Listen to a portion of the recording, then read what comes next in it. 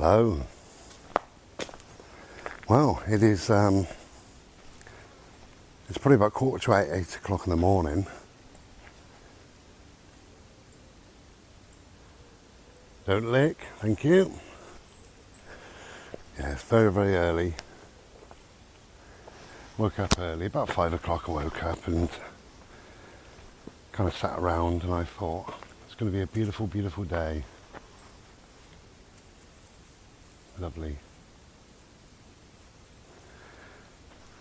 So I thought we'd head off into these lovely woods. Just me and my little boy on this very, very quiet start. The drive over was magical. It only takes about 8 minutes really, something like that to get here. But the mist was leaving the land and the trees that are normally sort of verdant green in the background were grey. Grey with mist. What a glorious, beautiful start.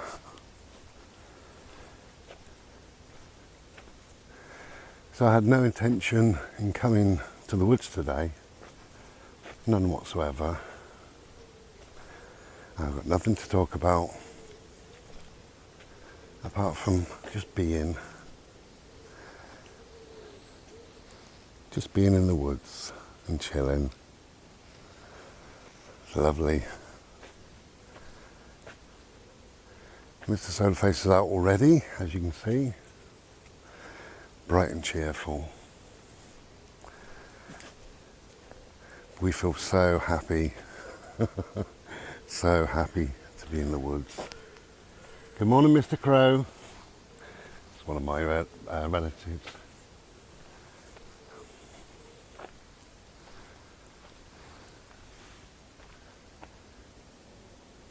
So a lovely quiet start to the day.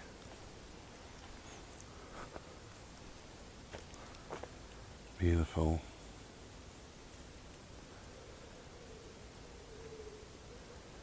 Hear the wood pigeons.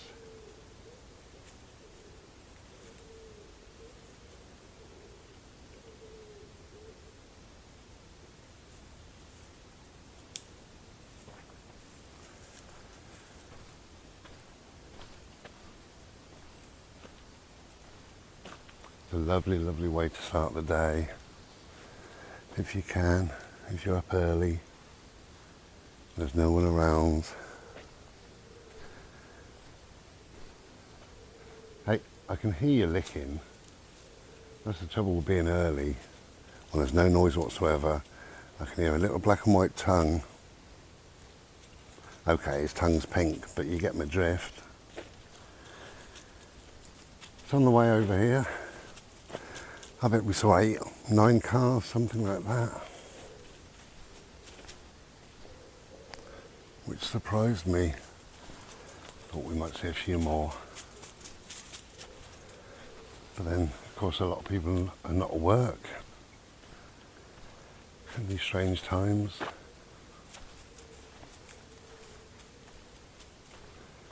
I heard yesterday that they reckon 1,000 people a day are losing their jobs. What a year 2020 has been for many, many people. Awful.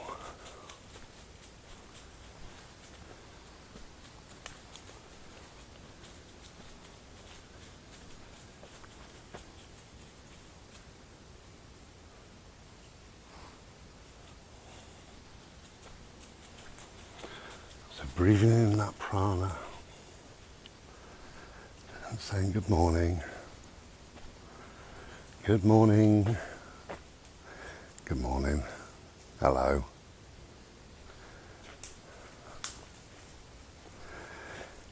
So my next premiere, as you know, it's going to be on Saturday the 29th of August. That's my birthday at 8 p.m. And I've already made a start and I've made half a dozen or so videos. They're short videos, some of them are 1 or 2 minutes long, and I'm going to stitch them all together and then we'll have a decent long premiere, but you won't be bored. Hopefully you won't be bored.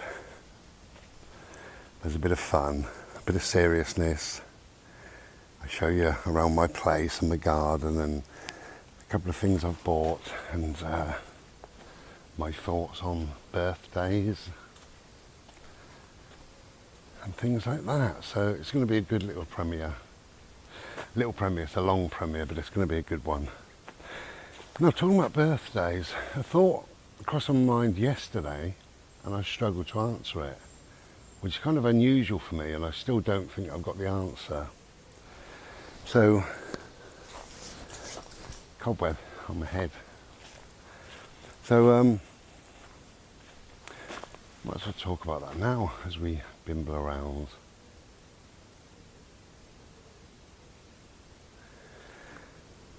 Now I was thinking,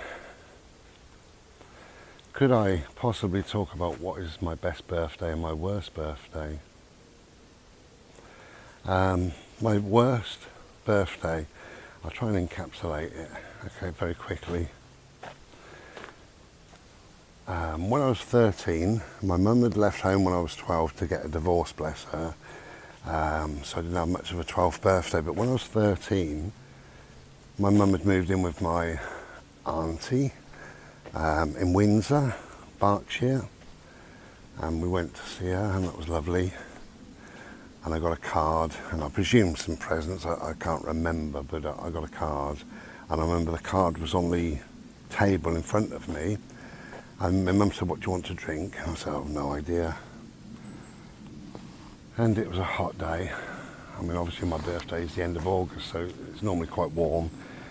So she said, "Oh, I'll get you a cider." So she got my brother a drink.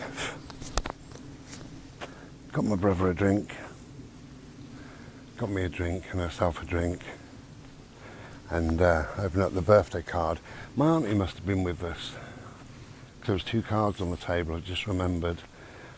And what was embarrassing was the bar staff then sang happy birthday to me. That was the first time in my life that somebody had sung.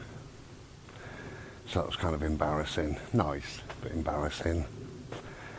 And I drank some of the cider and I become very, very unwell, really unwell. My head was swimming. There was a problem obviously in my heart. And I ended up collapsing. I woke up in the hospital, my poor mum, on my birthday. I hadn't seen her for about 10 months. And then I kind of put her through that. So I ended up in hospital on there was a heart machine and other things going, and they were concerned my heartbeat had dropped so low that they was worried I was going to have a heart attack. And I was 13. And that was, they discovered that something in the cider or in the apples, when it's fermenting, when I drink it, it ferments even more. So it goes crazy inside, you know. What a birthday. So, my 13th birthday I spent in hospital with a very worried face that was my mum's. Such a shame, I hadn't seen her for ages and, you know, wanted a good time, and that you know, happened. Obviously, you know, mum didn't know, I didn't know, it just happened. So, the doctor said never drink cider in your life. There's something that your body doesn't doesn't enjoy. So never drink cider, so I've always been very, very careful. When I was 17 or 18, I was at a party, put my beer down, finished it, put it down, went out of the piss, came back, poured some more beer out in it, and drunk from it, and it had a little trace of cider in. I didn't know. I drank a couple of mouthfuls and I started getting all this giddiness and, you know, weird feeling, and I went home and I was quite ill. So I have to be very careful. So that, obviously, that was my worst birthday. And what was bad about it was I can remember my mum's face full of worry. To this day, I don't know if it's because of that, to this day, I don't really enjoy getting presents or having a birthday or anything like that. Just don't really enjoy it. It's not my thing. I appreciate, if anybody buys me a present, I really appreciate it and I love them for it. But equally, if I don't get anything, I'm quite happy. More than happy. And I always feel, I've always felt this actually, I don't think I've ever felt any different, but I feel guilt when I get a present. I feel they could have spent that money on themselves. And I know people have said in the past, people only buy for you because they care. People only buy for you if they can afford to.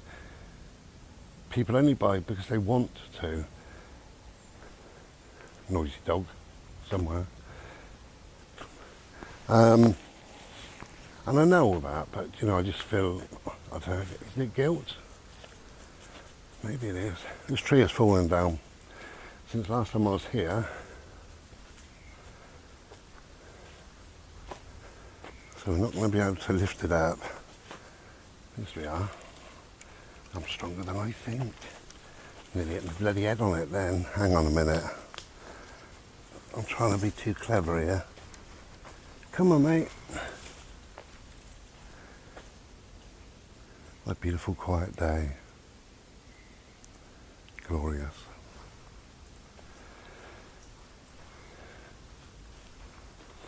So, in a nutshell, that was my worst birthday. I mean, very frightening, isn't it? A little boy, a teenage boy, going into hospital, my mum's worried face and all the rest of it. But I struggled because I thought, well, what was my best birthday? And I still have no answer. I really don't. I've received some lovely, lovely presents over the years. So that's been nice. That doesn't really make a birthday for me. But what was my best birthday? Do you know, I can't think because I was thinking last night and I honestly didn't come up with an answer. I sat in my glorious egg chair in the garden. It was about 10:30, 11 o'clock. And I was still sweating.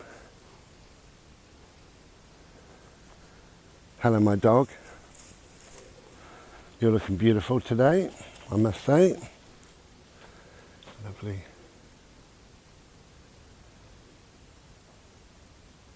Yes, I honestly cannot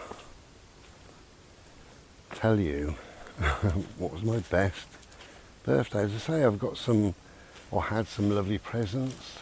It's not about presents for me though. What was my best birthday?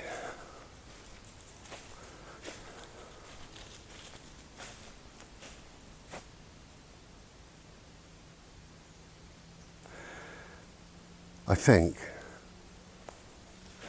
I thought about this, sat in the egg chair, couldn't get an answer. I thought about it this morning, couldn't get an answer. I think my best birthday was when I was 13. And that happened to me, I think. How strange that could be my worst and my best altogether. I think that was my best birthday. And the reason being, I hadn't seen my mum for something like 10 months. So on my birthday, I got to see my mum. Yeah, it was. That was my best birthday ever. God, I never put those two together last night. How strange.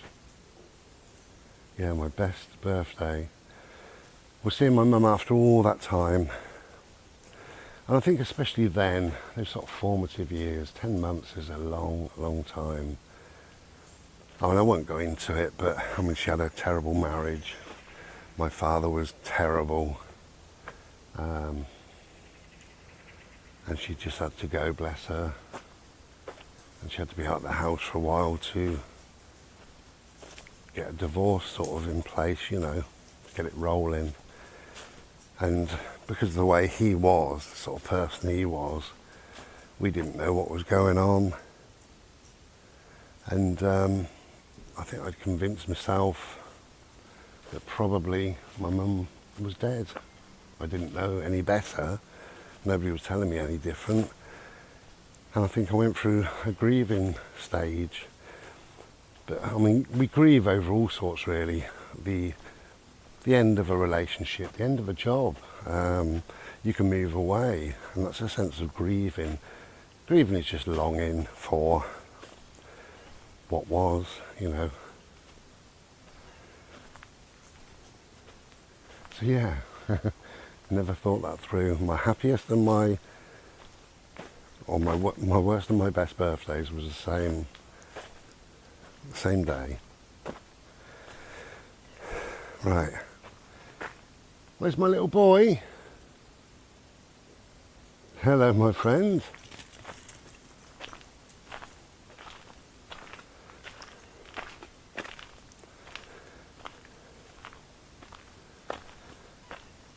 Getting warm now at this time of day. Okay, so I just thought I'd bring you along with me just for a minute or two and just say hello. All right then. I've got a jogger there. I wonder what that was. Clip-clopping away. I thought it was a deer. A deer wearing Nike trainers. All right. Take care of yourselves. Have a lovely day. Might be back another day. Take care. Cheers. Be well.